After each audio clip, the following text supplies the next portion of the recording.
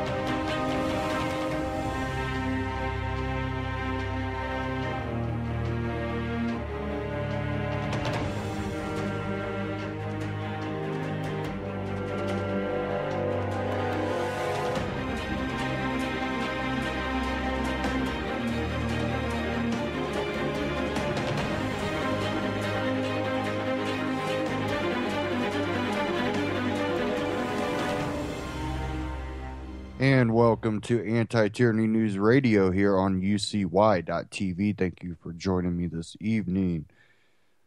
Well, we are post State of the Union here. And a lot of articles out, quite a bit, talking about the speech. I seen one about Ruth Bader Ginsburg appears to fall asleep. There's a video out, Chicago inner city activist trash speech. WashingtonTimes.com has one out. Obama calls for civility, then immediately taunts Republicans over his 2 presidential wins. President Obama spent much of Tuesday's State of the Union calling for civility in politics, then taunted Republicans over his 2 election victories, after many of them applauded the looming end of his political career. Mr. Obama issued a broad call for a better politics that began with common principles, and said his agenda isn't political, pointing out, "I have no more campaigns to run." That drew rousing applause from the GOP side of the aisle, which had sat on its hands as Mr. Obama had ticked off partisan proposals he wanted to see and threatened vetoes of bipartisan bills Republicans are trying to pass. The applause was too much for Mr. Obama, who punctuated his declaration that his campaigns are over by saying, "I know because I won both of them."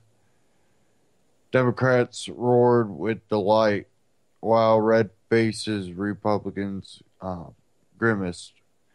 Mr. Obama's 2 separate veto threats in his speech this year is tied for the most in any State of the Union, going back at least a century. President George W. Bush also issued 2 veto threats in 2008, and President Clinton issued 2 in 1996, but Mr. Obama's threat may have been the broadest, with one of his threats covering everything from immigration to tweaking Obamacare to revamping the Dodd-Frank Wall Street reforms.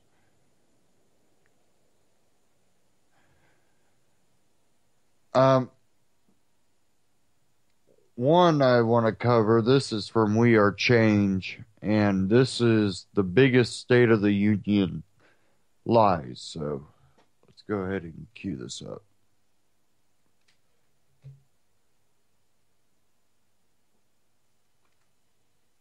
Obama has just finished his 2015 State of the Union address, and of course it's filled with lies and manipulation that you wouldn't even believe yourself. But if you know someone who believes it, send them this video because we're going to go over some of the biggest lies that Barack Obama has just told to the national American public, showing you outright no respect at all. Now, first, the president said that we need to protect our children from cyber terrorism, that we need to do what we can to fight cyber terrorism. Now, when the government says they're going to protect you from something, you better watch out. You know they're not going to protect you from anything because, as we know, the bill that the White House just drafted, just proposed, the Computers Fraud and Abuse Act, it's an anti-hacking law. But with this new law, it makes it virtually illegal for any journalist to receive documents by whistleblowers, by sources. If you receive a document, you will now face a fine of $10,000 or more and face 10 years in jail if you are a journalist or anybody else who receives any form of documentation. The act of receiving documents and seeing documents and getting access to things that are very important to journalism. That's why we had Watergate and the huge scandal that broke because of government sources leaking information to journalists. One of the greatest journalistic moments is now proposed illegal under Barack Obama. And here, Obama is in this new law that he's proposing, he's going to block any forms of encryption so the government could have a back door so they could watch and see virtually everything you're doing. In this new law, the government will be able to uncrypt and be able to see virtually everything anyone's doing, and no one will be anonymous anymore. Forbes even called it the cyber police state that Barack Obama is trying to institute. So whenever the president of the United States is trying to say he's going to protect children, no, he's protecting his own ass. He's making sure that any accountability, any investigative journalism, any whistleblowing, any person trying to hold the government accountable will be fined and thrown in jail for over 10 years. He will make sure that nothing is secret anymore online, and he wants total control. The government wants total control of everything happening online. That's one of the most outright lies I saw, but it doesn't end here. Of course it doesn't. Obama said that he prohibited torture and restrained the use of drones. When actually the Washington Post reported rendition continues under Obama. He just outsourced it to other countries and other agencies. Policies of torture still continue under our name, but we just have another company, another country do it for us, especially with what's happening in Somalia, which no one in the mainstream media will ever bring up. We're restraining drones. No, Obama has killed more people with drones than any other president before him. He has expanded Bush's drone program, and officially, this is the official count, 2,400 people were killed, and this is the official count. Meanwhile, there are many unofficial accounts that say that this number is even larger. And of course, because this number is only the official count. And if we know government official numbers, they're usually full of crap. What else did he say? We stand against terrorists, and we have to fight terrorists that are evil and mean. Meanwhile, if we forget, the U.S. approved arms for Libyan rebels that were also linked to Al-Qaeda. Meanwhile, what's happening with Syria now, the CIA is training rebels that are fighting with al-Nusra. Meanwhile, they're fighting with American weapons that were taken away from the Iraqi army. But also, if you remember a couple years ago, about a year ago, Obama said that we needed to support the moderate rebels in Syria, and he gave them arms, and he gave them all this technology, all this money, all these weapons, and they ended up in the hands of ISIS, in the hands of Al-Qaeda, in the hands of al-Nusra in Syria. So we have to fight terrorism. Meanwhile, we're financing and helping terrorists in Syria and Libya because we didn't like Gaddafi. We don't like Assad. He doesn't fit with our foreign policy. We have to get rid of him, which means we have to create a double standard. We have to be hypocrites, and we have to support the so-called radical Islamic fundamentalists that we're fighting around the world in this war on terror. Meanwhile, we're giving them arms and support when no one's watching. And yet again, we're supposedly fighting terrorists. No, we're supporting them when it fits our foreign policy, and that's the truth, where you won't hear it anywhere else. Also, the president went on and on and on about how great the economy is. What people don't realize is that Obama has actually increased the national debt $7.4 trillion more than any other president before him. He is passing the buck down the road. This is a bill that you will have to pay for. Someone, either your kids or your kids' kids, will have to pay for this debt. Nothing is free. Which brings me to my next post. He promises on the podium he's going to get paid sick leave, higher minimum wage, free college education. He promises you all these things. But if you know the president, he's an outright liar. He's an outright manipulator. He wants to make you feel good. He wants his ratings to go up. He wants you to approve of him, so he promises you a bunch of free crap.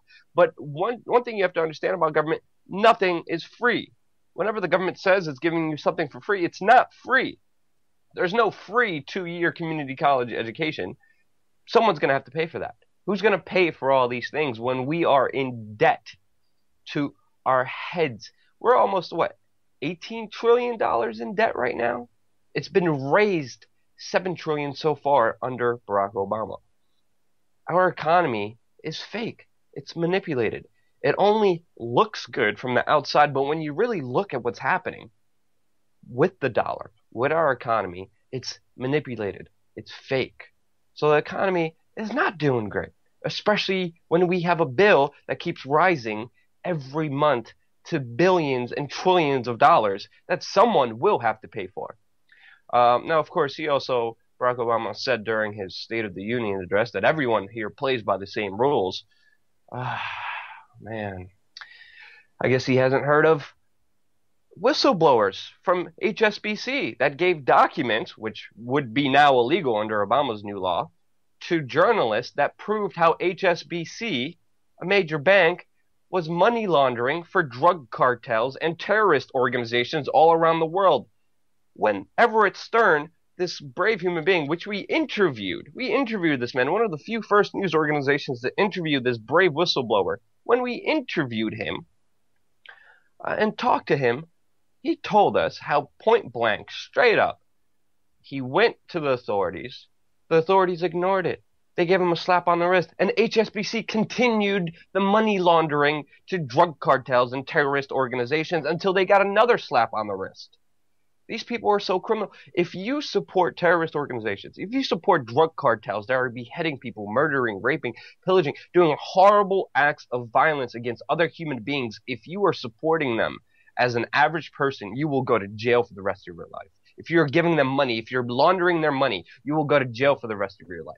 If you're HSBC, you'll get a fine. You'll get a slap on the wrist. And that's exactly what happened. So no, not everybody plays by the same rules, President Barack Obama.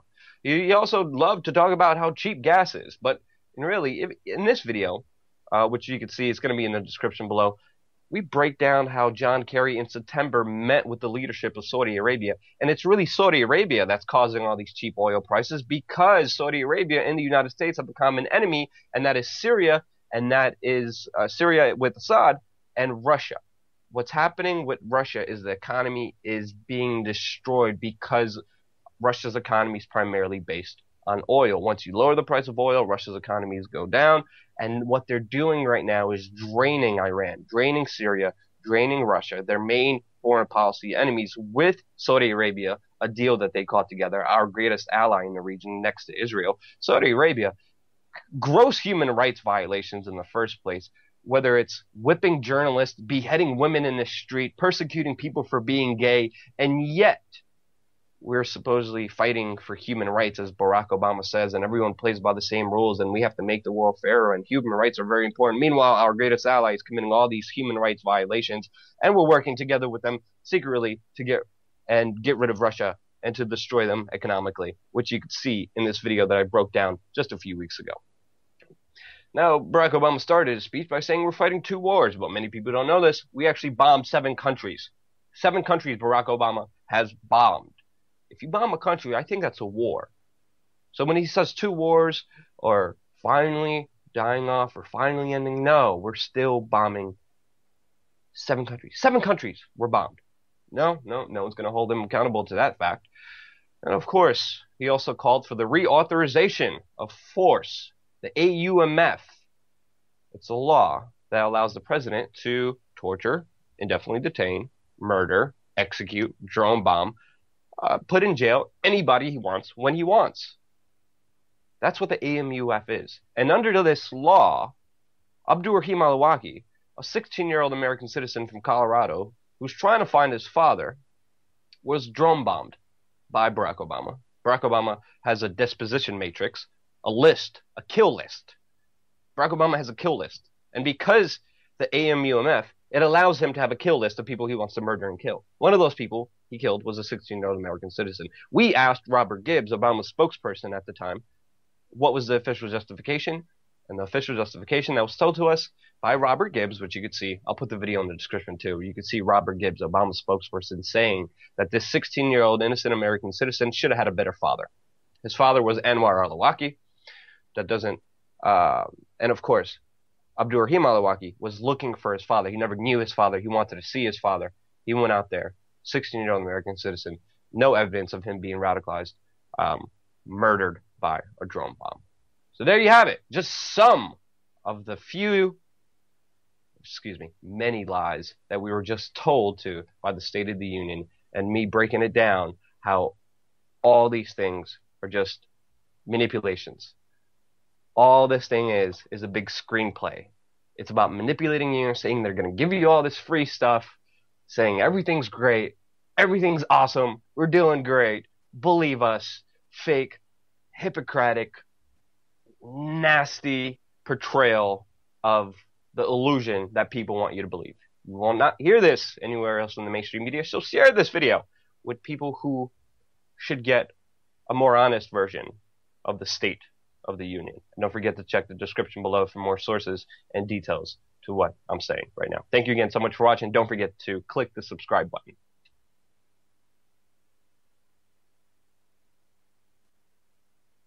That from We Are Change on YouTube, wearechange.org.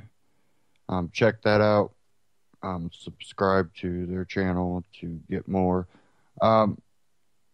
Rand Paul put out a quick response to the State of the Union.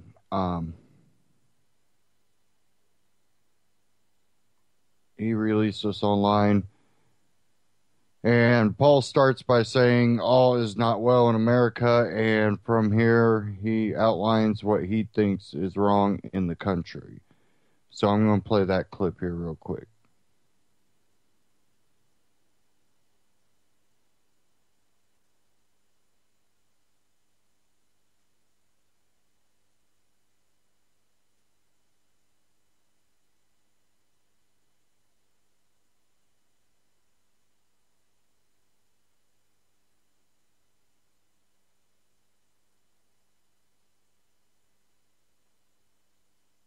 Maybe.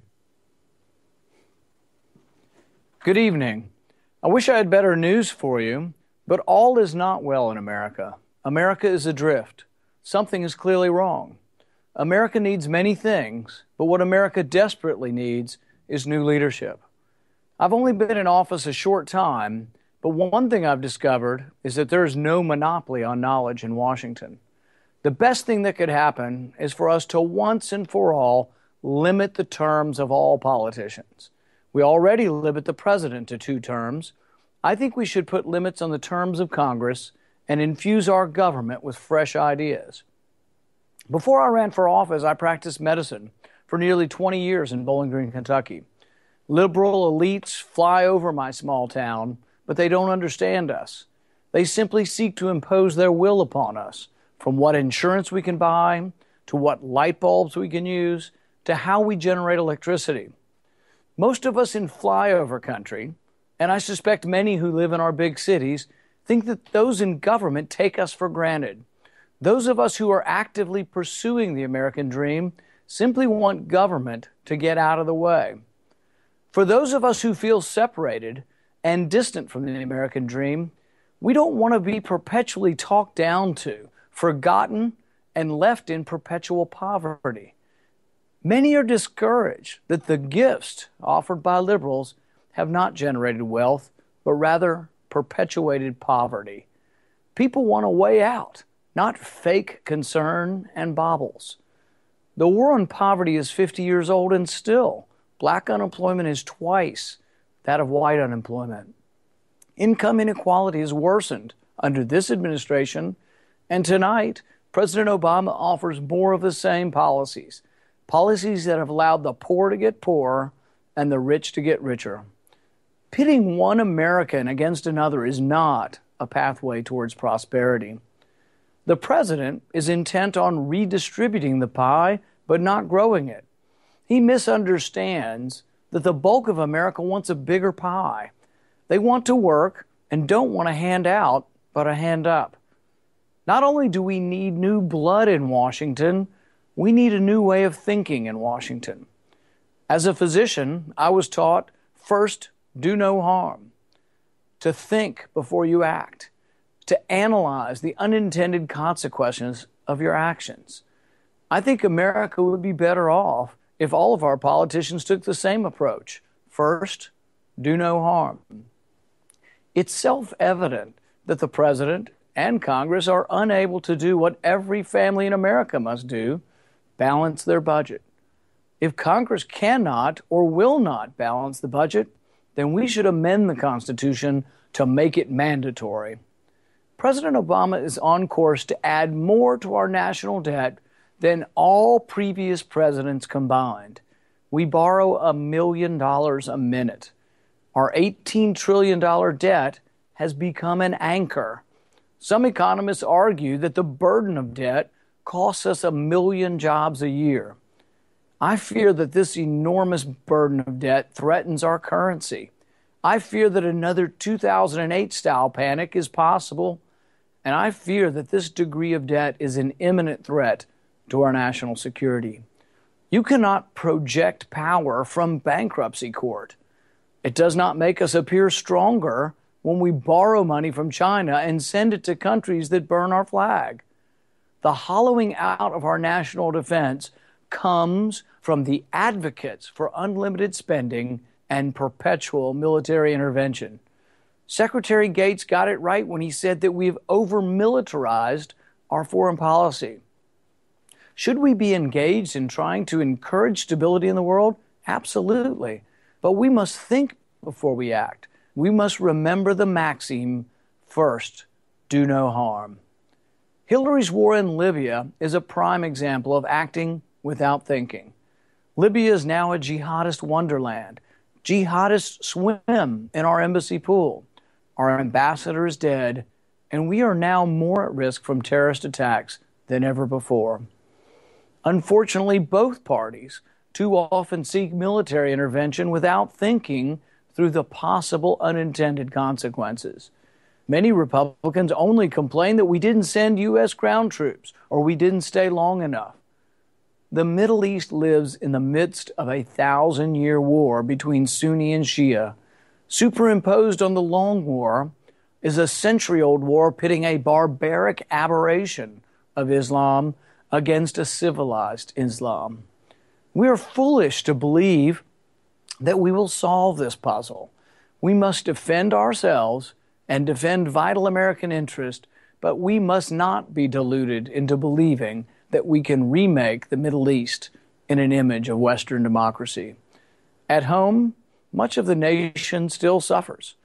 Dr. Martin Luther King spoke of two Americas. He described them as two starkly different American experiences that exist side by side. In one America, people experience the opportunity of life, liberty, and the pursuit of happiness in all its dimensions. But in another America, people experience daily ugliness that dashes hope and leaves only the fatigue of despair. Although I was born into the America that experiences and believes in opportunity, my trips to Ferguson, Detroit, Atlanta, and Chicago have revealed what I call an undercurrent of unease. There is a tension that has become visible in the protests in every American city. As Congressman John Lewis put it, there is growing discontent in this country. I think peace will come when those of us who have enjoyed the American dream become aware of those of us who are missing out on the American dream. The future of our country will be secure when we break down the wall that separates us from the other America. It is a noble aspiration and a moral obligation to make sure our fellow man is provided for, that medical treatment is made available to all. But compassion cannot be delivered in the form of coercion. President Obama's fundamental promise that if you like your doctor, you can keep them was a lie. Obamacare at its core takes away a patient's right to choose. Under Obamacare, patients are prohibited from choosing their doctor or their insurance company. Today, more Americans may have medical insurance, but Americans are now paying more money for worse care. The relationship between doctor and patient is withering. Doctors are fleeing the profession they love. Hospitals are straining, closing, or refusing to accept Obamacare policies. Everyone knows our healthcare system needed reforming, but it was the wrong prescription to choose more government instead of more consumer choice and competition.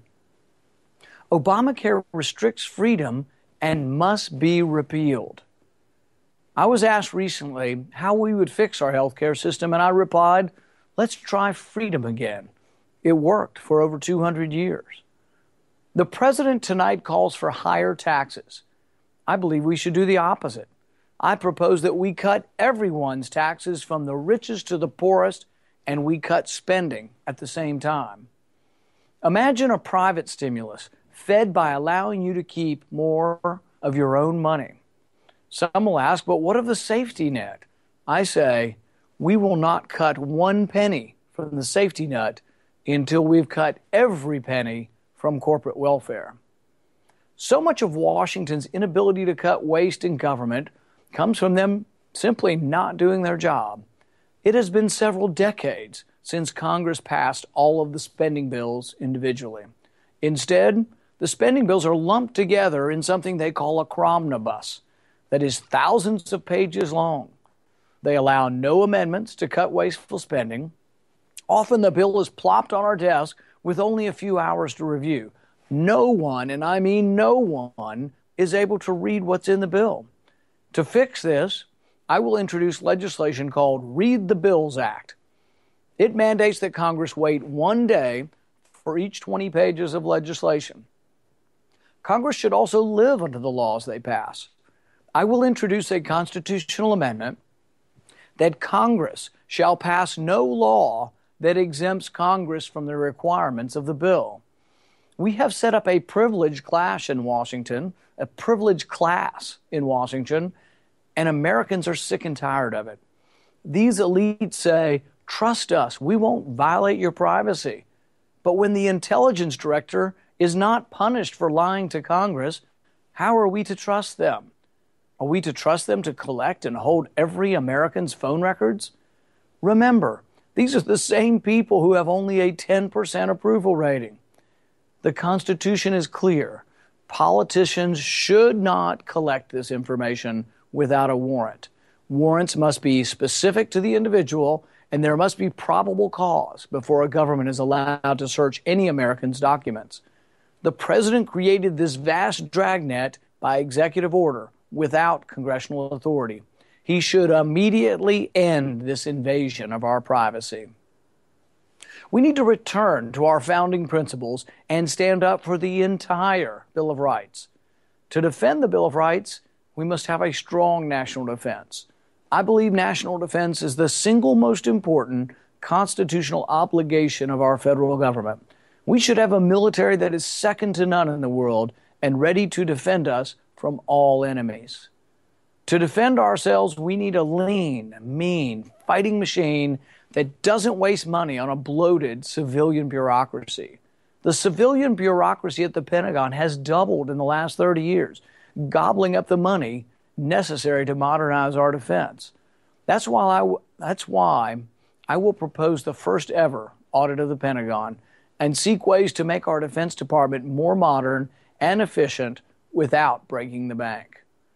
Without leadership, our country is adrift. Yet there is still much promise for the future of America. Our future can include a road back to prosperity, back to respect at home and abroad. It can include a balanced budget and a simple, fair tax system. It can include a government that protects your rights and your security and your privacy. It can include a Congress that is responsive to you, the people, and not the special interests. It can include a stronger, better military where our troops and veterans are valued and taken care of. It can include a plan to bring prosperity to our inner cities and real justice to all Americans. The path we are on now does not lead there, but there is time to change course. This president tonight and for the past 6 years has had the wrong diagnosis. He's had the wrong diagnosis for what ails our country. I look forward to having a conversation with the American people about this throughout this next year. Thank you, and God bless America. Now, what I heard right there at the end, this next year having a conversation might also be a hint at a presidential run. So, I like a lot of Rand Paul's ideas, but there's a lot of ideas he has that I disagree with. And Ron Paul put out his own, he called it the State of Liberty address. I'm not going to play that. That's about an hour long. And I would urge people to go check that out. You can find it on YouTube. But he did put out, it was 50-some minutes, State of Liberty. And I think we're on the tipping point. And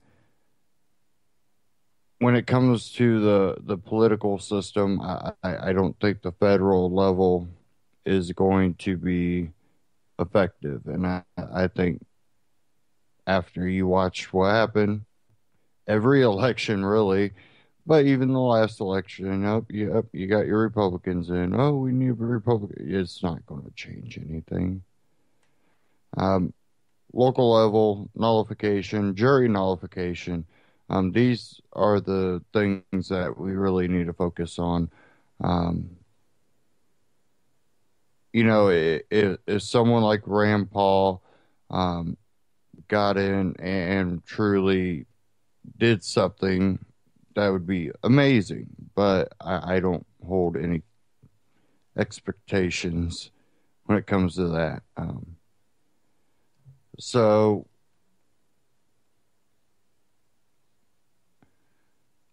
when we look at this, I think it just shows corruption that we already know is pretty inherent, definitely when it comes to the federal level. I have this out of benswan.com. I want to cover this here. Let me see where we're at. I'll cover this in the next half hour.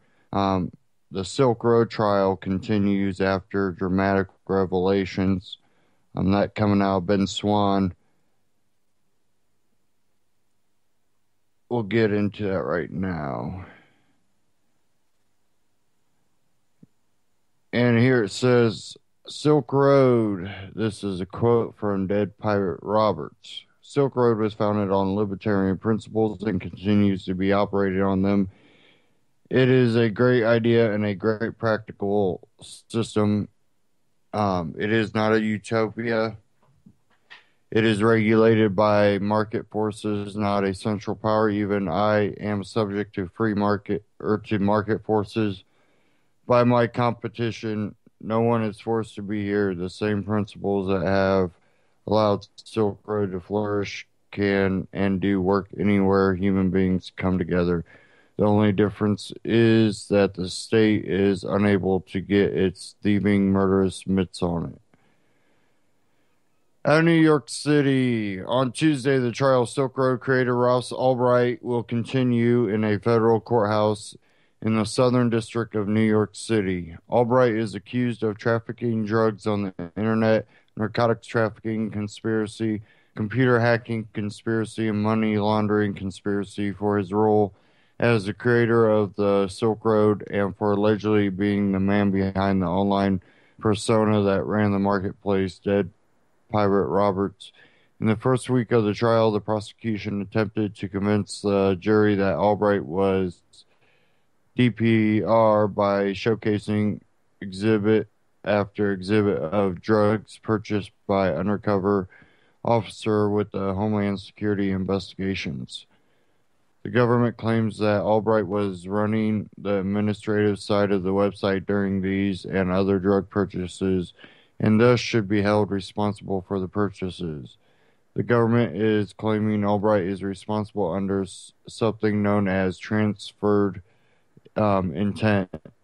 The doctrine will allow the government to attempt to convince the jury that Albright is responsible for the activities of the website itself, whether or not he was directly involved.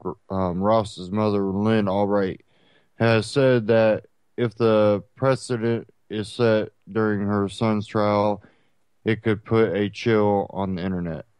Indeed, if government's arguments convince the jury that Albright is guilty of the crime by simply hosting them, it could create a dangerous situation where website owners could be held responsible for users' comments on a site or for the product sold on eBay or Craigslist.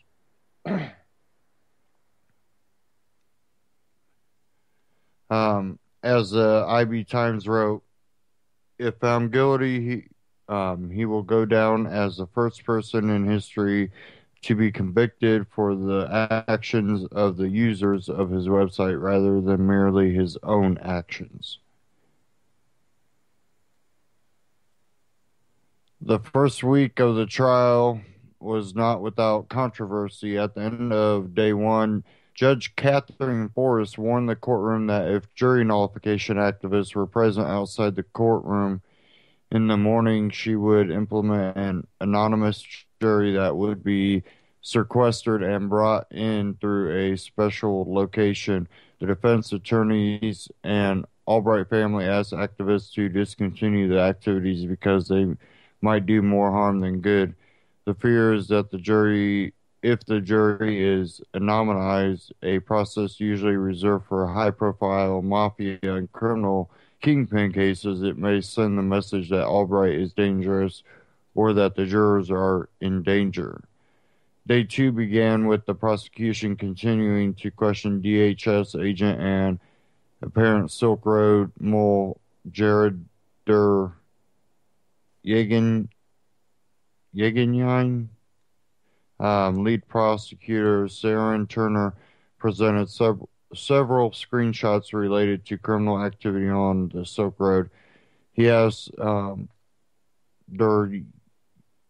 Gajian to explain each exhibit and how it related to illegal activity, including the purchase of illicit drugs and fraudulent documents.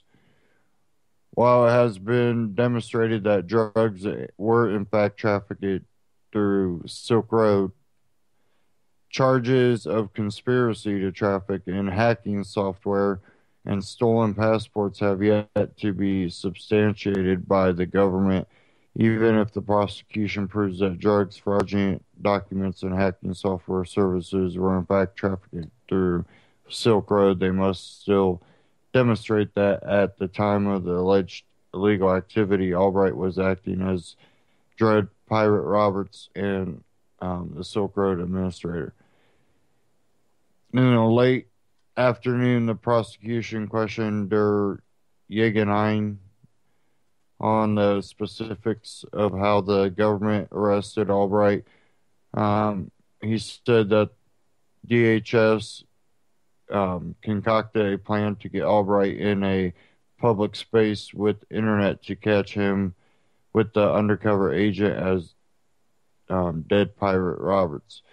The government's charges against Albright depend on their ability to prove that Albright was indeed Dead Pirate Roberts. To secure that evidence, the arresting agents were instructed to pull the laptop first before grabbing Albright. On the third day of the trial, the defense began poking holes in the prosecution version of the events. The defense sought to prove that Yeganine was suspected others of potentially being dead Pirate Roberts and even stated that he was unsure who or how many people were dead Pirate Roberts. The court erupted when Der Yegenheim confirmed that he had suspected um, disgraced Mt. Gox CEO Mark Karpelis and his right-hand man Ashley Barr of being the masterminds behind Silk Road. He even went so far as to sign an affidavit stating he had probable cause to get a warrant to search Karpelis' emails. Der Yegenine also expressed frustration with a parallel Baltimore, Maryland investigation that seized money from Karpelis associated with alleged legal money transfer business, tipping him off to the fact that there was a government investigation underway. It was also revealed that Karpelis' attorney told Maryland investigators he wanted to make a deal that he would say who he thought was behind Silk Road in exchange for immunity for potential unlicensed money transfer business. Last week's proceedings finished with Judge Forrest dismissing the jurors early so the defense and prosecution could work out exactly what evidence would be allowed into the courtroom. The prosecution argued that alternative investigations being conducted by Der Yegenine amounted to hearsay and were irrelevant. At one point, Judge Forrest said should believe the evidence to be very relevant, and the courtroom broke out in laughter. When court returns on Tuesday, the judge will allow both sides to present supporting cases before she decides if the jury should hear about the other investigation. The jury will also be hearing from a computer expert who was in possession of Albright's computer after his arrest. This might lead to a better understanding of exactly how the government was able to find Ross Albright. The authorities claim that they were able to track Albright after a simple hole in his security was allegedly located because of a faulty CAPTCHA page. The CAPTCHA page is a security feature that jumbles characters and asks a user to enter the characters to prove they are not a bot.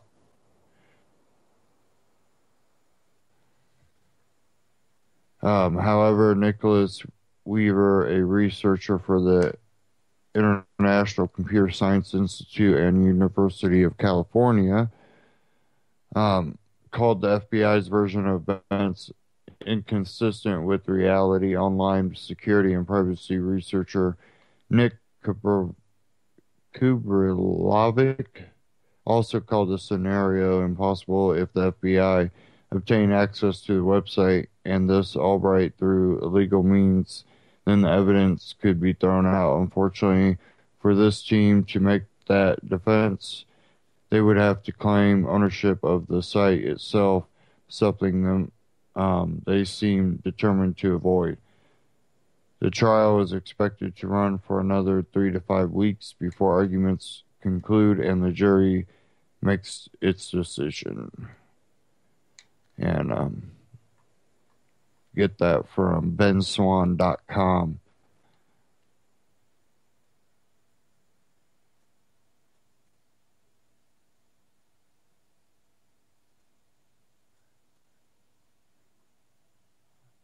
And it's one of those things that this does set this goes a lot further. This puts every website owner in a way liable for anything that goes through their website, and that's dangerous. And they don't like passing laws as much as they like setting precedent.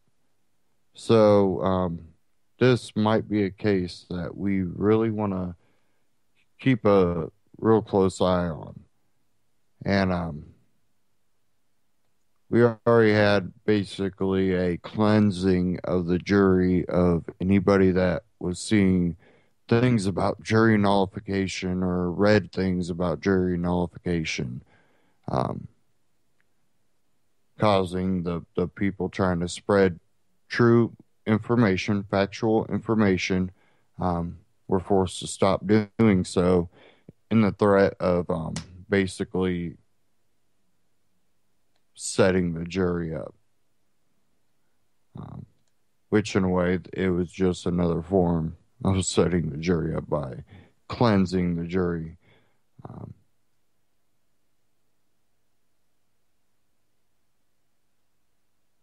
It's pretty sad what happened. Okay.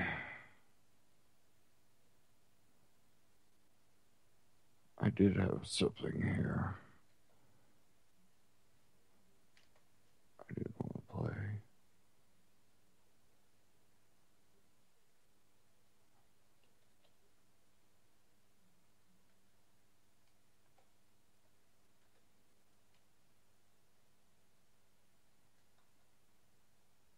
Give me a second here. I was having an issue.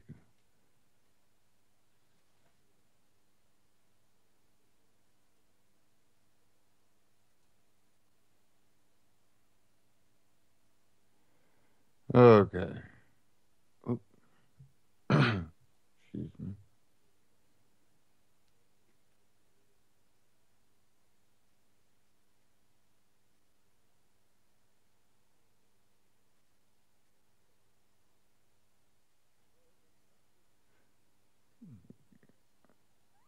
Okay. Here we go.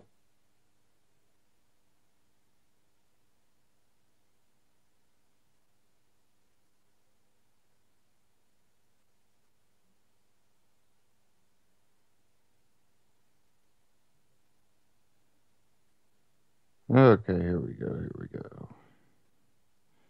George Soros plans for collapse of U.S. dollar. And this is the same guy that was caught helping fund the complete radicals in the Ferguson that were inciting the violence. And we know they were out there. They've been caught on video, caught still shots. We know they were there. But this is from AMTV on YouTube. Christopher Green. Of oil. That has to be, the big wild card as well, and whether or not we see a recovery in the price of oil or whether it goes even lower. Yeah. Are you on a certain side of the fence here? So oil can go up in the short term. It can go up and down a little bit, but I think actually, I think I mentioned this last time I was on the show, that I think there's some political motivations here at play, and I think against Russia. Well, I think Russia and Iran initially, but also I think against the shell sector in the U.S. The Saudis are at risk of losing their position as the marginal setter, the price setter, and I don't think they want to lose that position. So I think if in the course of making life difficult for Russia and Iran, you also end up making life very difficult for the U.S. shale sector, why not? So I think the Saudis will I think, potentially carry on. And, I've kind of thought, in my head... Carry on, as in not increase production ceilings? I think production will remain high. I also think it's a demand issue. I think this idea it's all about supply, I think, needs to be reassessed at some point. It will be. I think there's a demand issue here as well. But I suspect, for me, my kind of in my head target is 30-35 as where we could get to. 30-35? Yeah. Wow. Long way to go.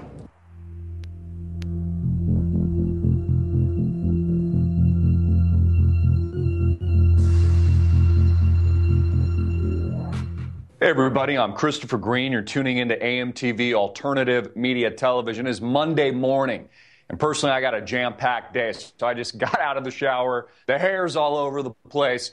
Deal with it. Again, I've got a very tight schedule today. It is Martin Luther King's birthday, and isn't that fantastic, people? Yeah, let's celebrate Martin Luther King, all the great things he did, even though it's likely that the U.S. federal government and the CIA whacked him.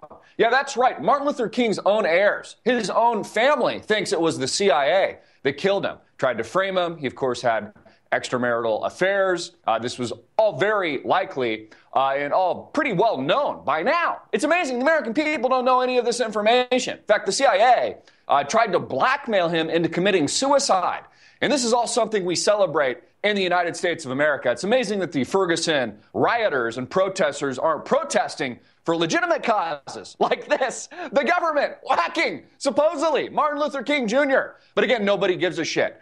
And this is a shortened week for the financial markets. I've talked about this exclusively on AMTV. The oil markets, with oil and the commodity implosion, oil specifically dropping over 60% in just a couple of months in the build up to war with Russia. We, of course, have a couple very important meetings this week. On Thursday, the ECB, Mario Drag Queen gets together. They're going to launch a new multi-trillion-dollar stimulus package. Now, I personally think this package will underwhelm. For example, if they don't announce $1 trillion and it's only half $500 billion, $500 billion, the market could sell off dramatically. If they offer $1 trillion in this fakery, in this shenanigans, this continuation of the policies of QE till infinity that we've had in the States, then it could be a very high move to the upside. But there's another lesser-known meeting that people aren't paying attention to that I would argue has far more influence than the ECB meeting does.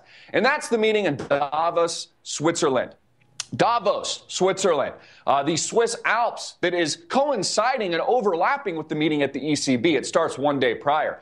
People like famed short sellers and hedge fund managers like George Soros, people like Bill Gates, world leaders and global leadership and celebrities get together in Davos, Switzerland to discuss their future, to discuss the collapse of the dollar, to discuss war with Russia, and to discuss what will happen when China finally depegs, so to speak, from the U.S. dollar. Note that the Swiss franc depegged ahead of the ECB meeting, as if the ECB, Mario Drag Queen, gave a wink to the Swiss people and the franc.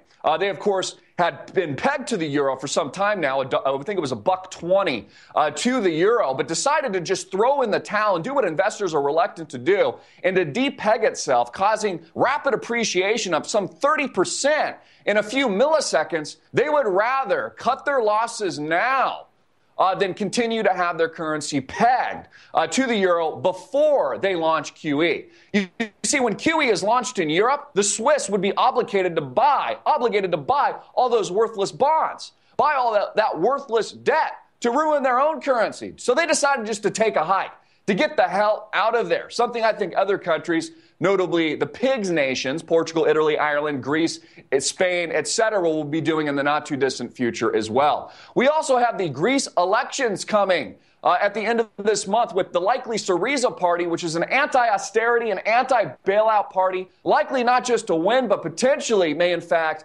leave the European Union at some point, creating all of this global instability.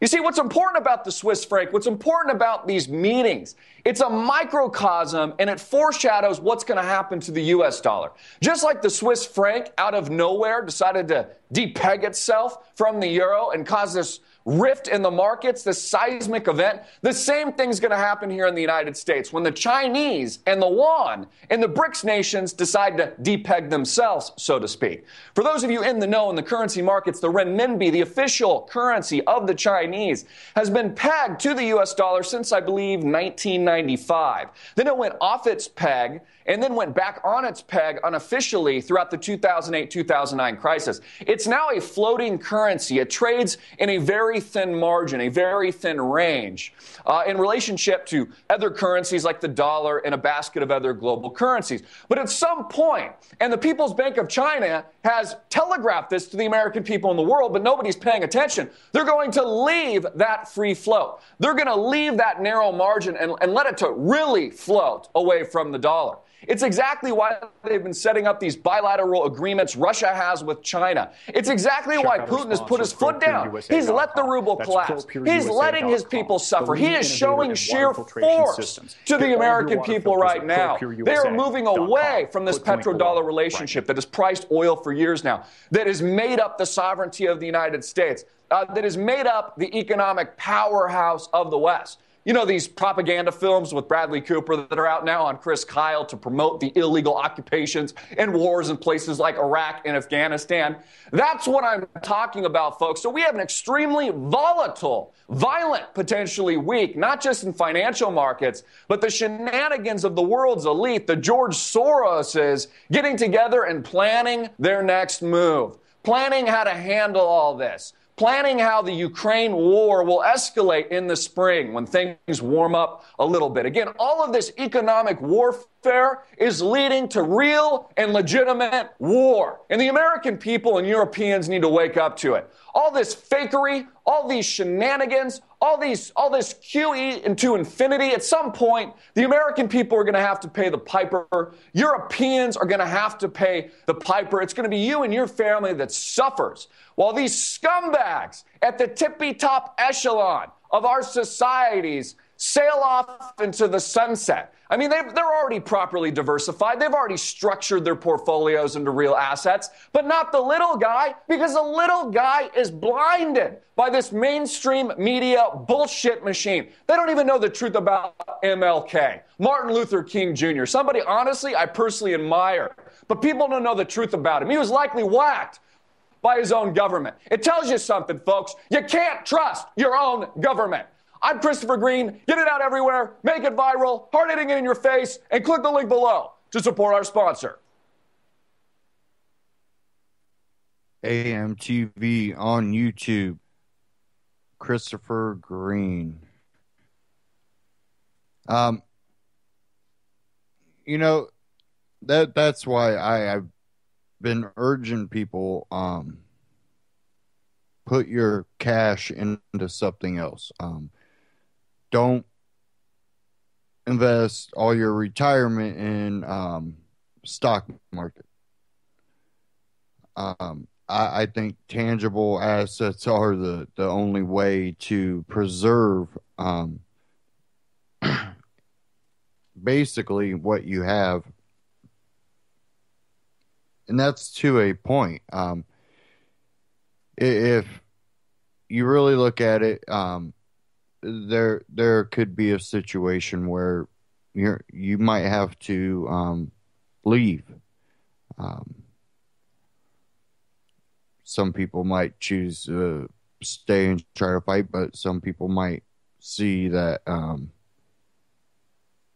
maybe other people still need a little waking up, and your life and your freedom's under threat.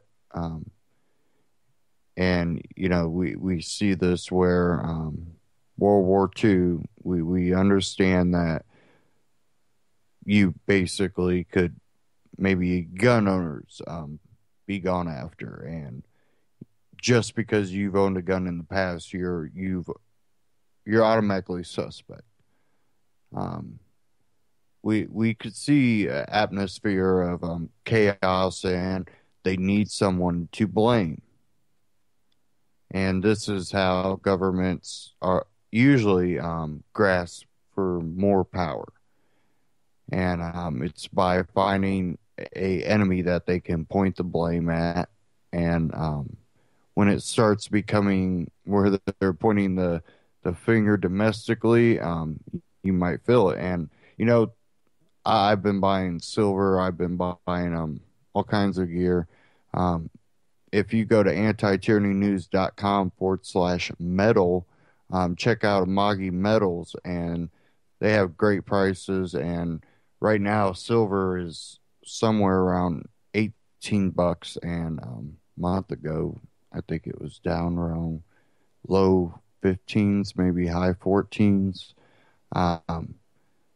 I believe when the oil shoots back up, that we're going to see gold and silver shoot back up. And I think we're going to see some of the highest prices we've seen yet. And, you know, that's never a guarantee. So I don't trust just in gold, silver. Another thing I do is seeds, food, water, and other prepping gear. to be prepared for any type of collapse, natural disaster, just to try to avoid calamity in my own personal life. And I urge other people to do that. And, when you go to, whether you're getting metal and you go through the link I gave you, or if you go to ucy.tv and click the UCY store tab, they have great prepping gear, and you be shopping the Amazon store, so you're getting the same great price. And by shopping through that link, you're helping support alternative media. And UCY, this broadcasting network, has given me and other great hosts here on this network a platform to try to get information out there to prepare people from calamities and warn people about the direction we're headed. And not everything is always bad. I think a lot of things in technology can be great. I just fear the hands behind all this have alternative motives. And I think this comes from listening and reading what they talk about. And when you look at maybe family history, you start seeing that ideology of eugenics, that they are a better breed of human, therefore they should limit the ability for the rest of society to breed, and only the select can breed. And you have undesirables. And this is the same, the movement that spawned things like Planned Parenthood. This is something that helped push, the devaluation of the human life. And they've done it now at every level. At every level, you are, something that can be done without. You are now optional. And I think this is going to continue to grow if the people don't wake up to it. And I see people in the chat room talking about fish.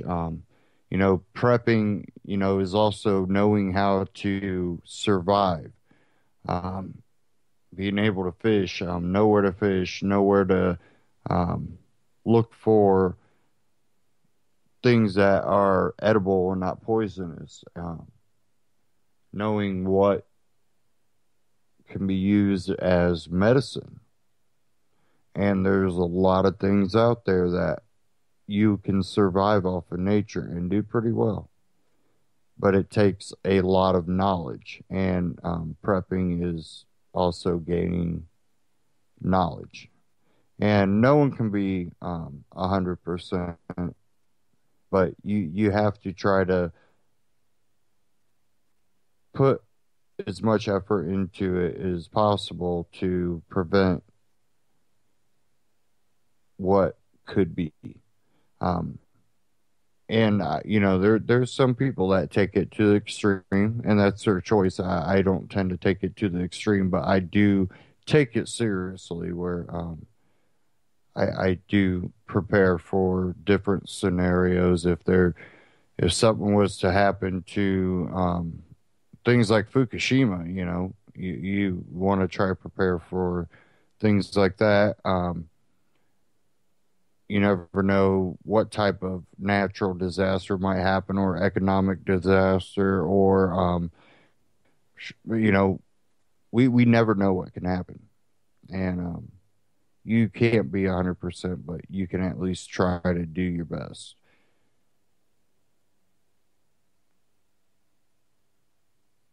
Okay, I am going to get into something that is definitely sad news. A lot of libertarians are pretty down and out about this. It's something that many people were definitely looking forward to. And this is definitely a loss to the liberty freedom movement. I have it from a few different sources. Just waiting for these to load.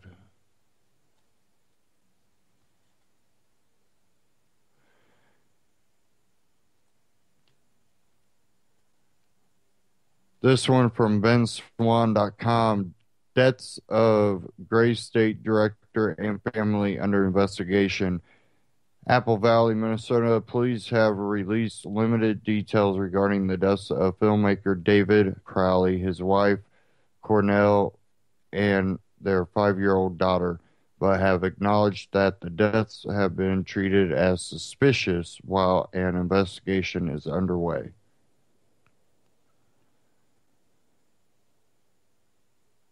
The bodies of David, Cornell, and their daughter were discovered on Saturday by the Crowleys' next-door neighbor, Colin Prochnow.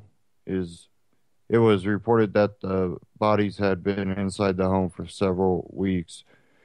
Prochnow said that he had not seen any activity in the Crowleys' home since around Christmas, and he had initially assumed the family was traveling during the holidays. Prochnow said the packages were accumulating on the home's doorstep and noticed that the lights inside the house were on day and night. So he decided to check on the family's well-being over the past weekend. Prochnow looked through a window of the house and discovered 3 bodies along with a handgun laying on the floor. A dog, which was alive, was also present. Audio from the police radio obtained by Minnesota PoliceClips.com, mnpoliceclips.com, revealed that police have found several obvious deceased bodies in the front of the home, and there was a very angry dog inside. Police stated that the situation appears to have been a murder-suicide. David Crowley was a filmmaker credited with writing and directing a film called Gray State that has yet to be completed. The movie is about police militarization and martial law imposed in the United States and was described on its Facebook page as a film about a wounded veteran who leads the insurgency against a corrupt government after nationwide martial law has been declared.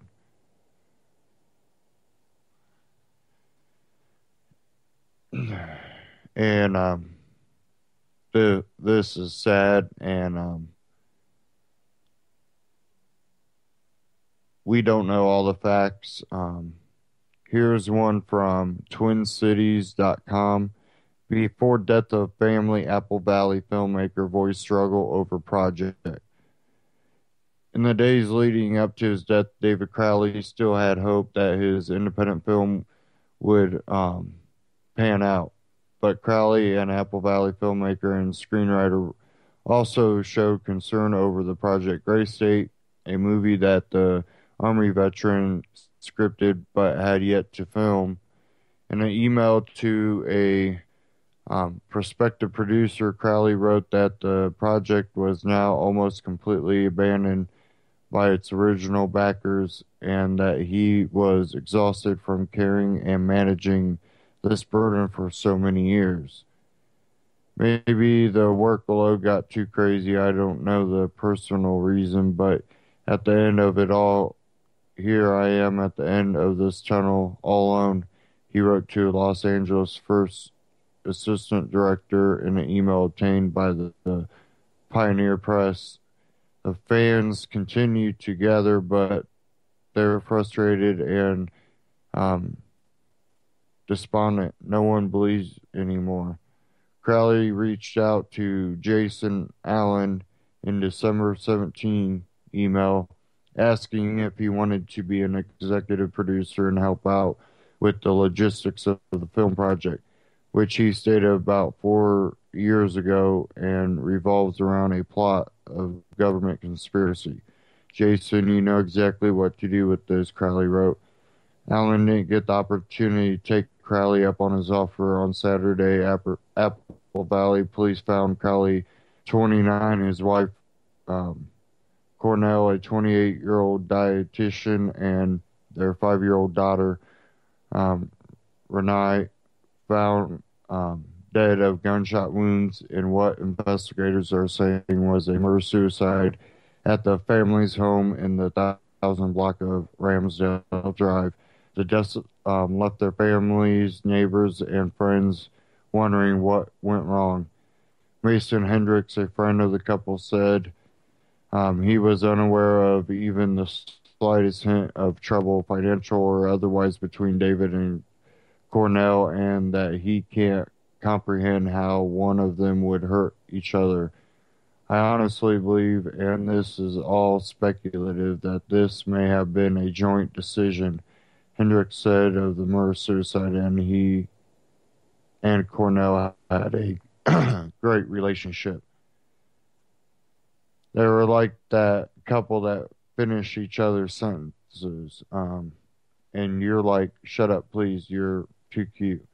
Apple Valley Police Chief John Retchingale said Tuesday that there had been prior police calls to the family's home, a white and brown Rambler in one of the city's older neighborhoods. On Wednesday, the Hepburn County Medical Examiner Office confirmed the identities of the bodies. A manner of death for the three has not been released. It isn't known exactly when the three died, but neighbors have said they stopped seeing signs of life in the house around Christmas.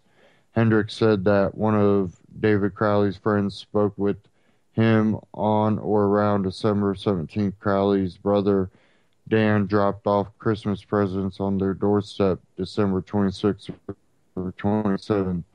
He saw the family's dog, Paleo, in the window, but he didn't knock because he didn't want to bother the family.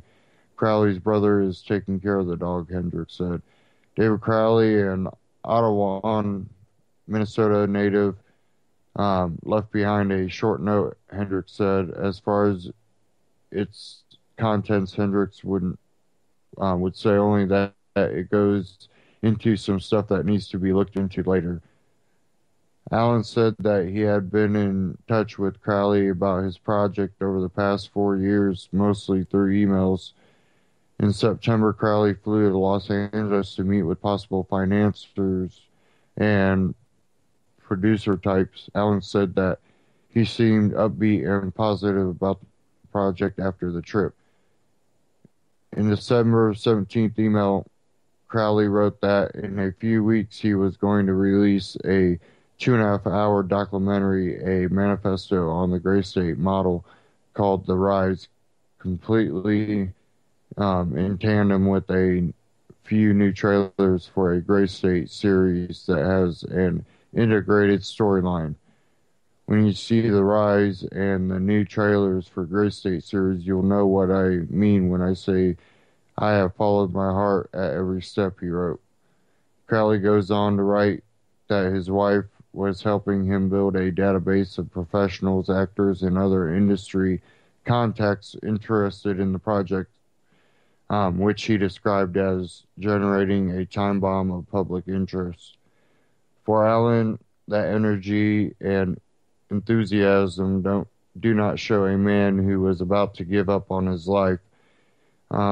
He was very much excited about releasing this documentary about his movie, he said, but the reality, Allen said, was that Crowley had several ties with some of his original partners and was exploring other possibilities. That's where I think David was coming to me, particularly in light of having these investors and financiers that ended up falling through, Allen said.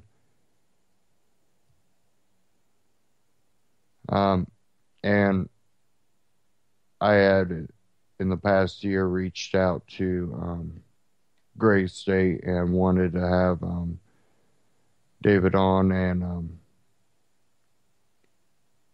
sad we didn't get the opportunity. And there's suspicion around it.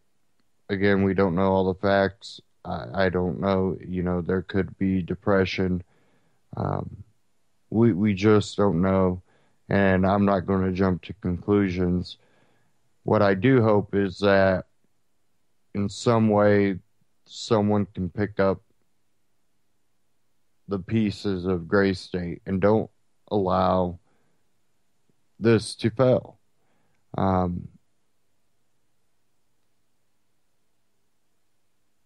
urge people to find out as much as possible, stay on top of it, what might be going on with Gray State. I know on the Facebook page for Gray State, they basically said that they were going to take a couple weeks. There wouldn't be any posts as they try to figure out. But I urge people to go to Gray State, and if you're able to support this, offer your support. Don't promise what you can't come through on. And I know that there were a lot of people that were definitely wanting Gray State, but not many people were backing it like they claimed they would. I think it would be a tragedy to have Gray State go in the waste bin. They would like to see something like Gray State, go to a black hole. But I think the grassroots, liberty, freedom-loving people really should try to get behind keeping this alive. And this is a movie that would also educate people to the possibilities. It's basically bringing history alive, but in the present and in the future. This is something that is basically showing the path that we're on. And again, this is sad, and best wishes to the family and friends, and I hope that Gray State is kept alive.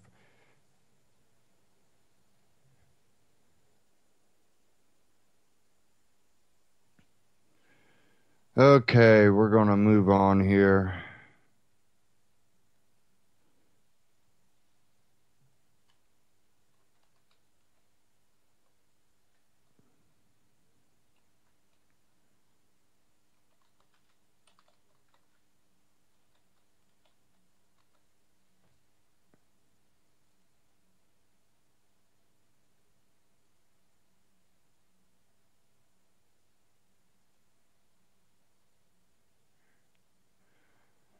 Okay, one thing that I've talked about, something that it's not for everyone, and I understand that, but one way you can try to secure some of your wealth if maybe you wanted to get out of the country in case of a collapse, and that gold, silver, that's going to be a little bit harder. Well, you can put quite a bit into Bitcoin. If the rest of the world is falling apart, it might not be the greatest tool. But what if it's the U.S. and there's places that you can go and live freer and use Bitcoin? Overstock. Well, they're creating a Bitcoin stock market. And We Are Change gets into this a little bit. I'm going to go ahead and play this. This is Gradowski of WeAreChange.org here at the Bitcoin Center here in New York City, and I'm joined by Judd Bagley, who's the Communications Director of Overstock. Now, first of all, Overstock is one of the first companies, major companies, that has taken Bitcoin in. And I was wondering, what effect has Bitcoin had on Overstock? Well, you can look at this on a few different levels. In the first place, we've generated in the first year about $3 million of revenue that we would not have, brought into the company otherwise. So that's a big deal. It's also brought in a different type of client. These are people who are very ideologically driven. They're very supportive of us because they appreciate what we're doing. So these are folks who these are customers that we acquired very inexpensively, and they come back. It's in retail. The big challenge is not just getting a person to buy the first time. You need to get them. If you get them to buy a second time within 30 days, they're yours. And because that means if assuming they have a good experience both times, they'll be back, and they'll be not just customers, they'll be advocates. And we want that. We find our Bitcoin consumers are advocates. They come back regularly. They buy more than the average shopper. The average shopper on our site spending fiat spends about $160 per transaction. If they're paying with Bitcoin, they spend $200 and up. Now, if they're international and they're paying with Bitcoin, they spend up to $800. It's really striking. So this is a solid group that we want to have shopping on our site. We want to keep them as advocates and make them loyal. We want to make them have a great experience, but it works out very well. We're very happy to have Bitcoiners shopping on Overstock.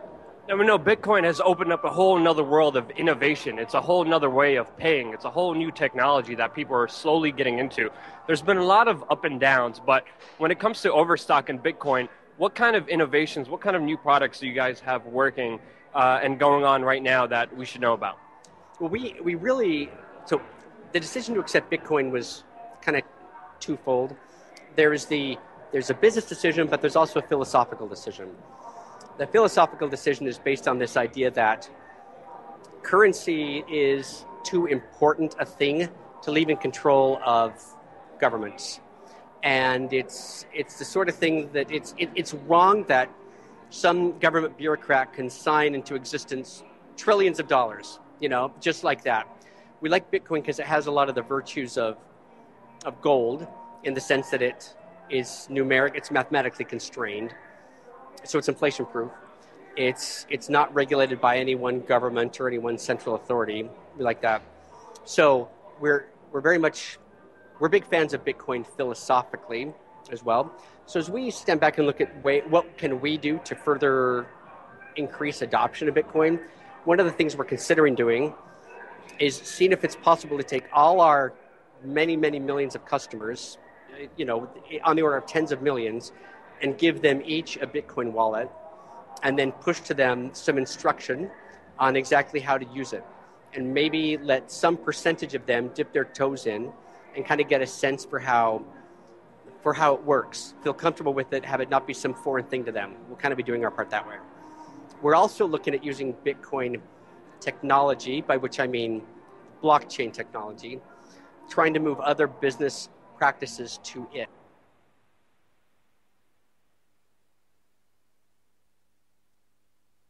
This is Luke Gradowski of We Are digital tokens, each one representing a share of a company that can be traded peer-to-peer. So avoiding so many of these, every layer wants to take its share. We're eliminating a lot of them, and we're also doing this in such a way that we're avoiding a lot of the problems inherent to the current system, specifically those which are injected through the process of centralized settlement of stock trades. The DTCC, for those who are maybe part of the Occupy Wall Street crowd, they'll know what I'm referring to there. So that's a big push inside the company right now to create this other, alternate stock exchange that we can eventually then spin this out and turn it into its own company. Just figuring that maybe there's probably some money to be made, but maybe more importantly, we're trying to kind of push that ox cart of civilization forward a few yards.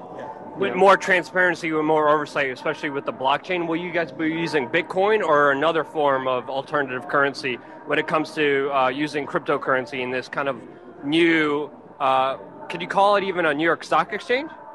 Well, I wouldn't call it a New York Stock Exchange. It's like it's a borderless stock exchange. Now, granted, we're going to be we're an American company. We'll be subject to American the American regulatory regime.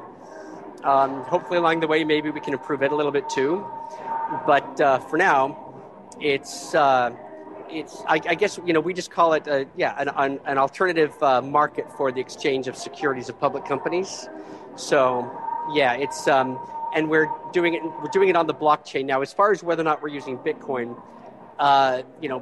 certainly people could use Bitcoin to buy this stuff, but the majority of people will probably come into it. They'll have to exchange their dollars into maybe some kind of a USD coin or something like that, then convert that into the token, and then use that to then trade with other people. So Bitcoin's certainly an option. This will happen on the blockchain proper, and then on other, side chains, as they're calling them. We're going to be able to write to and to work with, hopefully all of the, blockchain type technologies. Now, will companies need to willingly participate in this, or are you guys integrating it so people could just go into it right away and participate with any company that they want?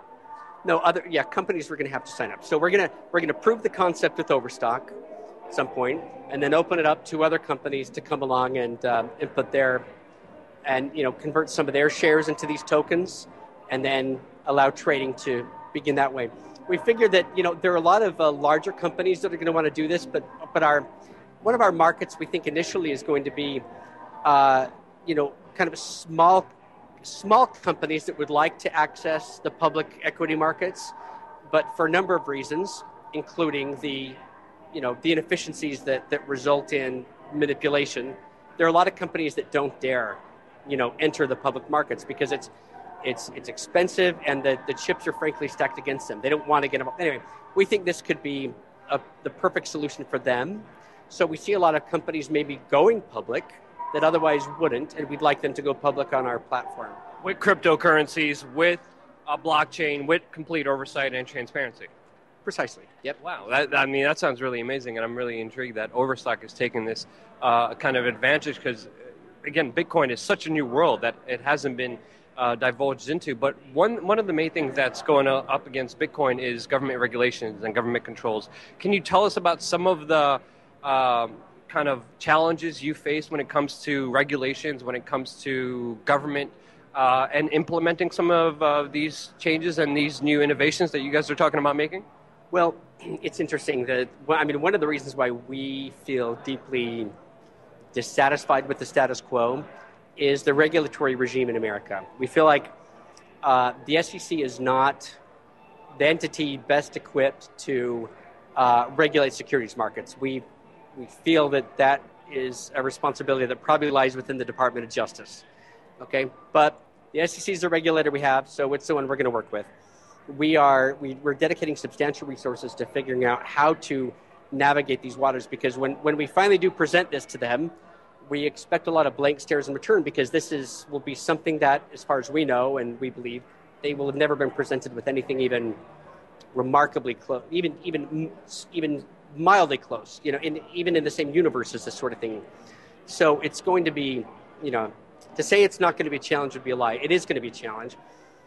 We feel, though, that this approach to business, that moving business to the blockchain is an inevitability. This is going to have to be done. Might as well be us that are the ones that go in and kind of, establish these precedents, get this, again, move that ox cart of humanity forward a few yards. So we'll take one for the team. We're going to be the ones that do this. And it will be difficult. We've had conversations with another regulatory agency called the CFTC, the Commodities Futures Trading Commission. They get this, and we're encouraged that hopefully there are bright lights like that within the SEC that we can work with as well. Whatever it takes, we're going to do this completely within the current regulatory regime. This will all be completely compliant. There's no question about that. Wow. But we have no choice that way. But it will be, and that has the effect then of allowing people to feel secure. Investors will feel secure using our platform, and public companies will feel secure using our platform too. So it's in everybody's best interest to go about it that way. Yeah, it's like a double-edged sword, because people like the kind of security with Bitcoin of being anonymous, and people also want to invest into Bitcoin because they know it's a way of the future. It's a way of kind of innovating a way of currency that can't be innovated, that can't be controlled, that can't be too regulated like USD can. What are your hopes and goals for this kind of new innovative project that you guys have going for you? Well, it'd be nice. I mean, there are a lot of people that go into a business and they try to figure out how they can have a monopoly. We have no interest in having a monopoly. This is a gigantic market. We're hoping many others come along and follow our lead, take a piece of the market and maybe even innovate a little on what we've done, and together to basically jointly change the whole way that the whole way finance is done in America and hopefully in the world. So it's we aren't trying to get in and then shut the door behind us. We're going to get in and leave the door open and hope others come in and follow us. And we can learn from them. They can learn from us. Competition is always good. So more than anything, we just want to change the way business happens. Yeah. Very well said. Thank you so much, Judd. Communications Director of Overstock. Really fascinating news that you guys are breaking here today. Wish you the best of luck with everything. Thank you so much for your time. We Are Change on YouTube, wearechange.org.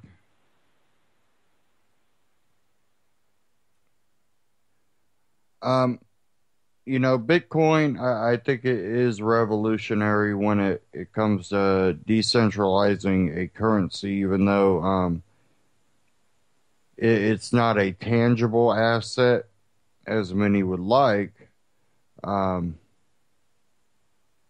The ability to put a lot of asset on a thumb drive and carry it on you. And the ability, just for the simple fact it's not centralized by a government, it's become a used type of currency, even though I do understand there's people that do not like it. That's fine. You don't have to. But it is something that is becoming mainstream. And governments around the world are definitely not liking it.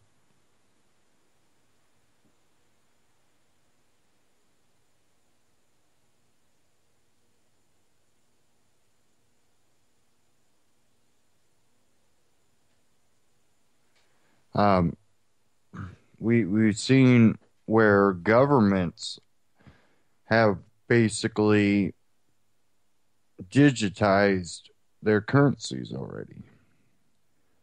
And when governments digitize their currency, and then you get things like the EU, and then you have now a euro over multiple countries, and they digitize it. And then eventually they have maybe the EU, the Asian Union, and the North American and South American Union. Then they turn it into a world union, and they digitize all the currency into one world currency under a central control where they can manipulate that's completely different from a decentralized currency like Bitcoin. And there's only so many Bitcoins that can be mined. They've had conventions with hackers to try to hack the Bitcoin chain, and it's one of those things that the only ways it can be manipulated is if people hoard it and dump it out, and then hoard it again and dump it out, which they've tried that, and it really did not work to their success. And I urge people always be diverse. If you're, whether you choose or choose not to use Bitcoin, always have multiple things that you invest your wealth into. Prepping gear, seeds, gold, silver, things for self-defense.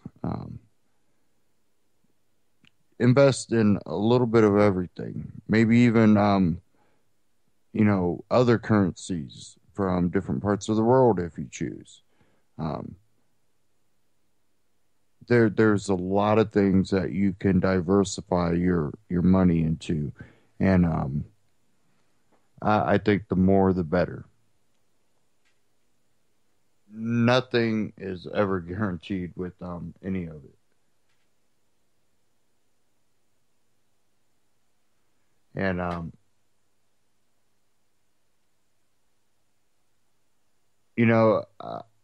not someone that puts a whole bunch of trust into Bitcoin, but I do see its advantages, and again, it's not going to be for everyone. I did want to move on. I have some articles here. We all know about the whole climate agenda. I have one here that I found from Drudge Report, and if it's going to come up for me, looks like it's coming up now. Maybe.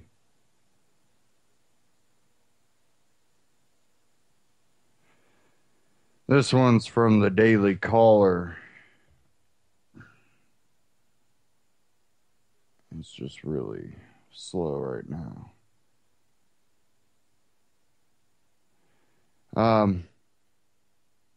INHOFE calls Obama's climate agenda a wealth redistribution scheme.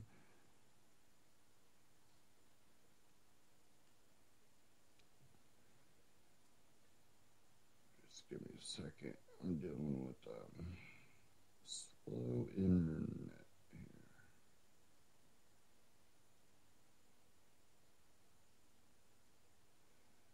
Okay, Oklahoma Republican Senator James Inhofe criticized President Barack Obama's doubling down on fighting global warming Tuesday night, arguing that the president's planned climate regulations were simply a wealth redistribution scheme, while the pain for no gain, Inhofe asked in a rebuttal to Obama's State of the Union speech. As the Wall Street Journal put it when reporting on just one of the president's many climate regulations, this is a wealth redistribution scheme being imposed by the president through the EPA. This is the real climate agenda the president chose not to address tonight. It is no wonder because it would impose the largest tax increase in the history of America, Inhofe added.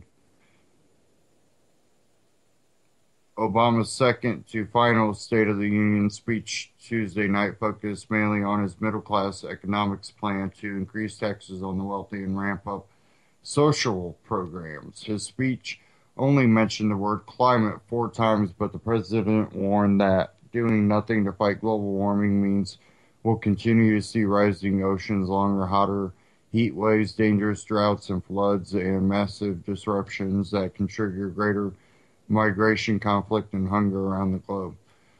Obama also touted his own policies, but policies put in place to fight global warming, though the president did not specifically mention his most contentious policy proposal to limit carbon dioxide emissions from new and existing power plants.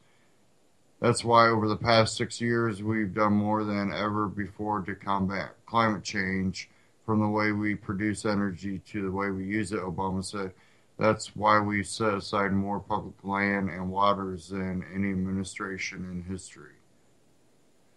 In Beijing, we made an historic announcement the United States will double the space at which we cut carbon pollution, and China committed for the first time to limiting their emissions.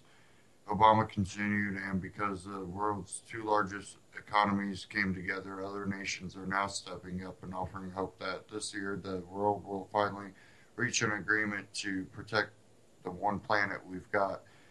Inhofe slammed Obama's climate grandstanding, arguing that fighting global warming will accomplish little and harm the economy. The president's war on fossil fuels and nuclear energy is most evident in his unbridled mandates being issued by the EPA. Inhofe said while he markets these regulations as a means to save us from global warming, a recent NARA consultant company study predicts the president's climate agenda would only reduce CO2 concentration by less than 0.5%. It would only reduce the average global temperature by less than 2/100ths of a degree, and it would only reduce the rise of sea levels by 1/100th of an inch, or the thickness of 3 sheets of paper. Inhofe warned that the president's agenda will cost our economy $479 billion. We will experience a double-digit electricity price increase, and tens of thousands of Americans will lose access to well-paying jobs over the course of the next decade. And you can find that at the Daily Caller. And, you know, I'm someone that I'm an outdoor person. I believe in, you know, trying to, leave things as natural as we can. I don't believe in pollution. I'm the person that picks up the trash I see. I live on a lake, and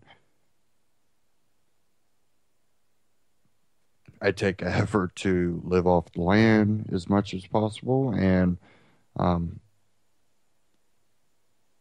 regulations won't really hurt the people higher up. It's not going to hurt them. It's going to hurt you and me, whether it be the high electricity bills or the fact that they will definitely be going after people that have wood burners or wood burning fireplaces in their homes, things that are off the grid. They will start regulating things like that more heavily. Oh, your wood burning stove that heats your home in the middle of winter pits off smoke. Yeah, but I don't have to pay for it. Well, you're just going to have to hook up to gas. Too bad you're going to have to pay the monthly bill. You'll be forced to pay for something else, just like Obama. They are basically forcing you to pay for something you don't want, no matter what. Whatever it is. Anything that has to do with you living, they are going to take control over. And that's why a lot of these energy companies will be behind it. They'll help write the regulations that will make them either have to pay fines or have to put in some new scrubbers and try to reduce it more. Some of them will shut down the smaller ones, the ones that aren't in the loop. It'll cost people their jobs. It'll be more expensive. You'll be paying more. They'll still get their profits. You won't be able to provide for yourself. And there's already I've seen talk, just reading, things on Facebook, and people talking about, well, I kind of live in an association, and they're going to try to say that we can't do solar because it's gaudy looking. One reason I don't live in associations that tell you what to do. Yeah, it's one of those things that they're going to try to regulate everything to the point that you're going to have to pay either the government or a corporation to heat your home, to buy food, to receive health care. You'll be forced to pay for it no matter if you want it or not. Well, you're someone that doesn't believe in, the pharmaceutical industry and the current healthcare system, and you like alternative healthcare. Well, too bad you have to pay for conventional healthcare. Too bad. Oh, you're someone that doesn't like GMO food. Well, you got to pay for it anyways. Oh, you're someone that doesn't like gas or being hooked up to the grid. Well, too bad you're hooked up to the grid now.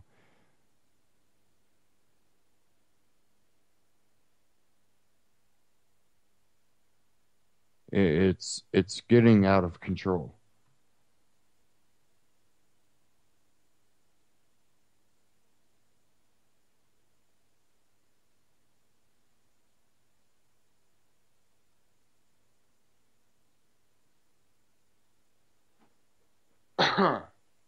Excuse me.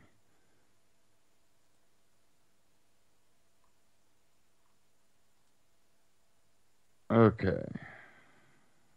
There was another article I wanted to cover.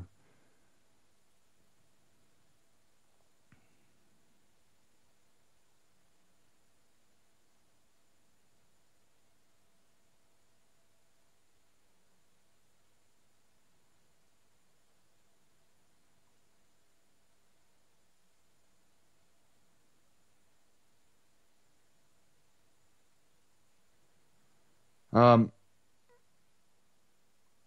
this kind of covers interrogations, and this doesn't exactly go into torture,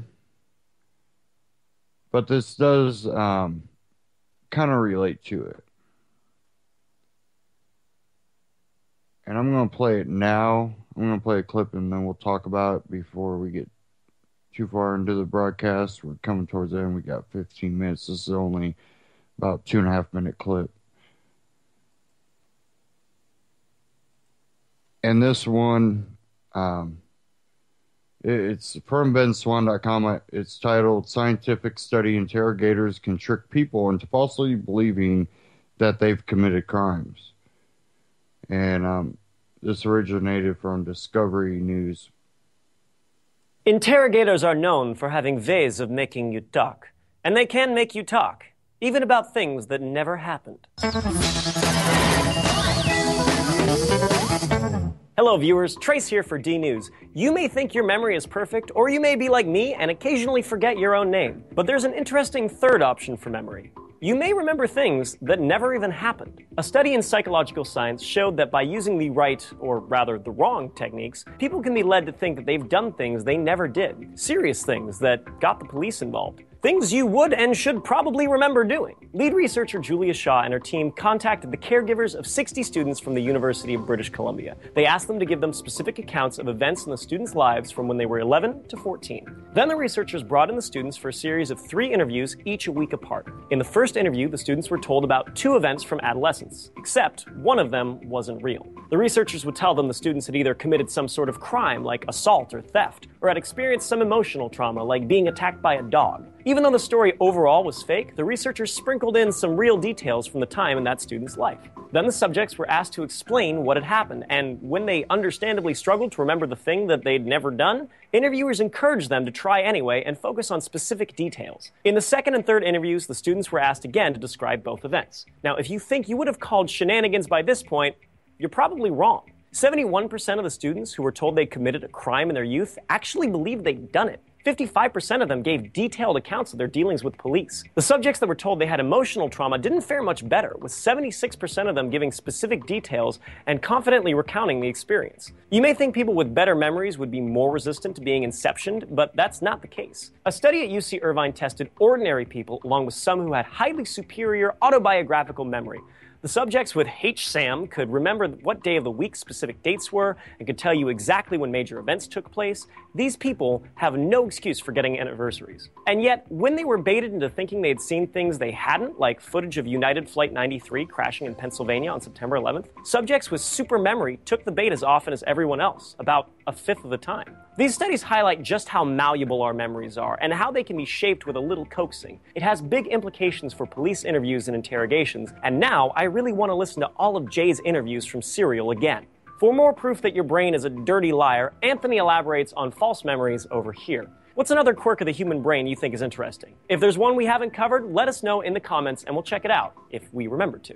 See you next time on D News.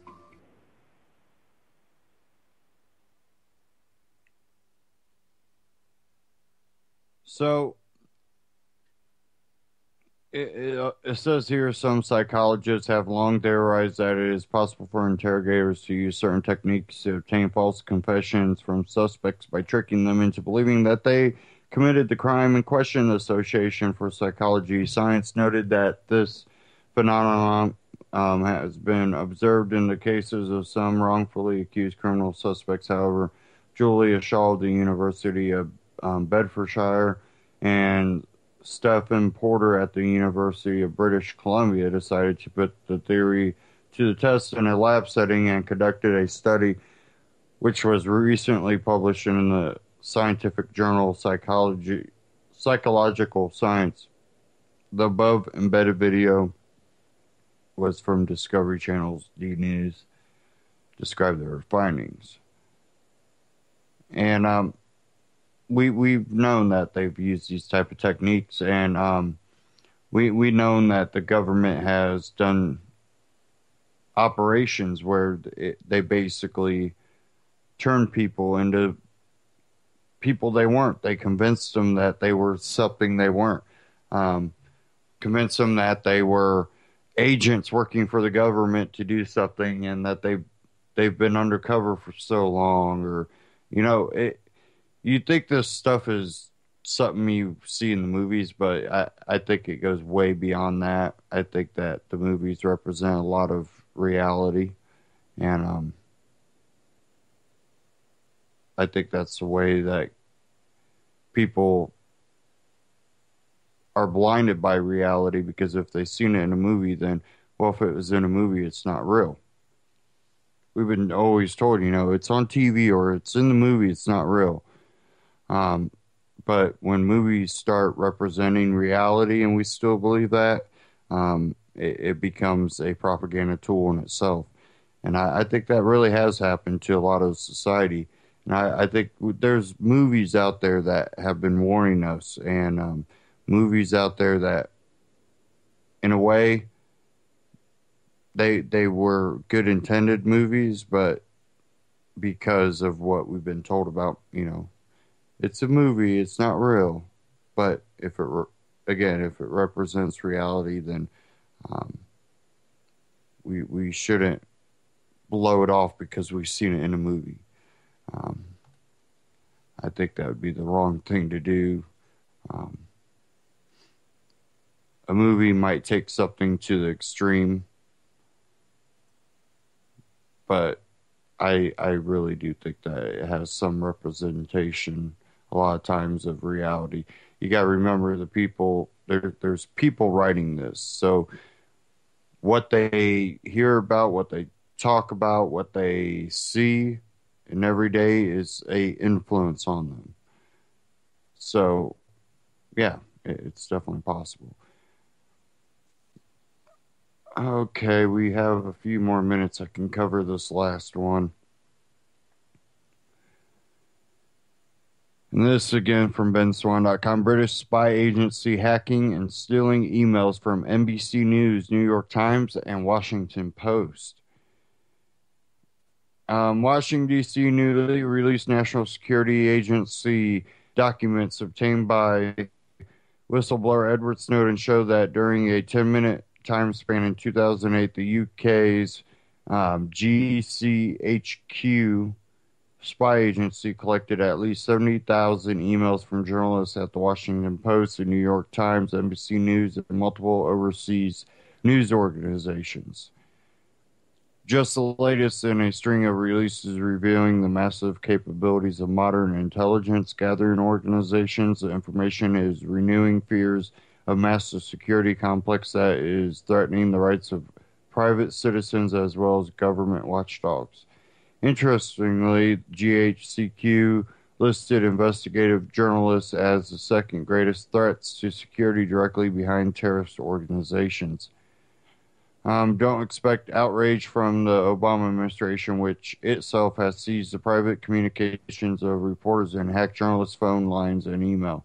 On the other hand, it is interesting to see how the outrage against the alleged North Korea hack on Sony Pictures Entertainment and the stealing of data from the private entertainment company, meanwhile, it is unlikely that any person in Washington will call this an act of cyber warfare, despite the fact that a foreign government used cyber technology to hack into the email accounts of American journalists. In the video above, Ben Swan goes into detail about the new revelations. And so you can check that out at benswan.com. We don't have enough time to play that clip, but it's something that we know that governments hack other governments. And the most tyrannical take just as much effort spying on their citizens.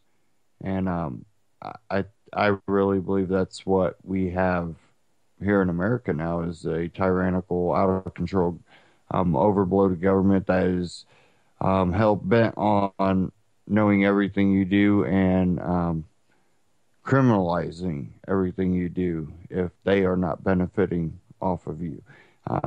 It's a prison cell that you can't see.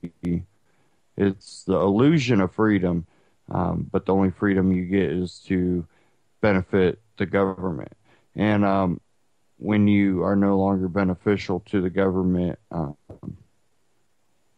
you are basically a virus to them. And people go, well, what about welfare? That's a benefit to their agenda. They want society dependent on them. If you're dependent on them, you're basically slave labor. That is what they will have.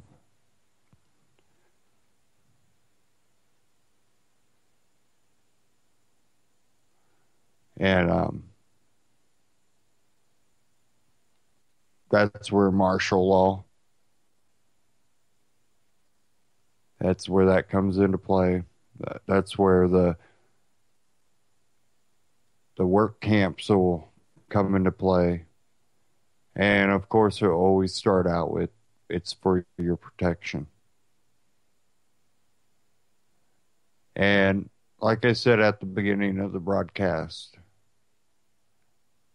they'll get the populace to hate a certain group, whether it be Second Amendment or Constitutionalists or Tea Party or the Muslims or the blacks or the whites, or it's going to be something where they'll find a common enemy. They'll get the majority of people to hate a certain group of people, and there's your slave labor.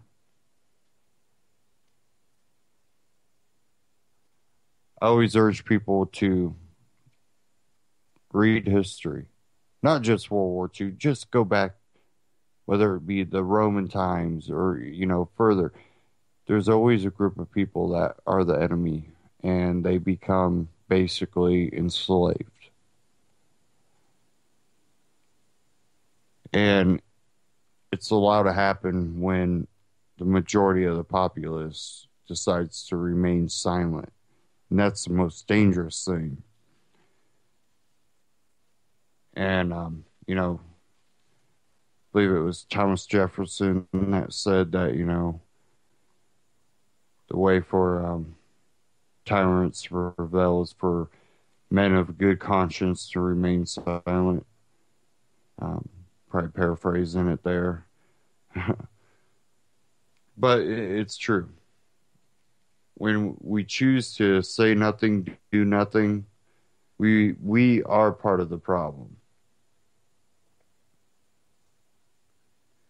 And, whether it be Thomas Jefferson or Ben Franklin, they that can give up essential liberty to purchase a little temporary safety deserves neither liberty nor safety.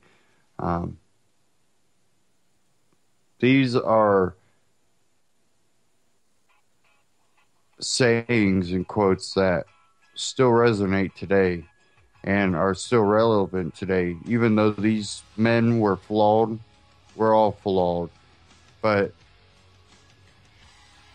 when flawed people rule over other flawed people, that's tyranny. I'll catch you Friday. Take care. And stay tuned here on UCY.tv.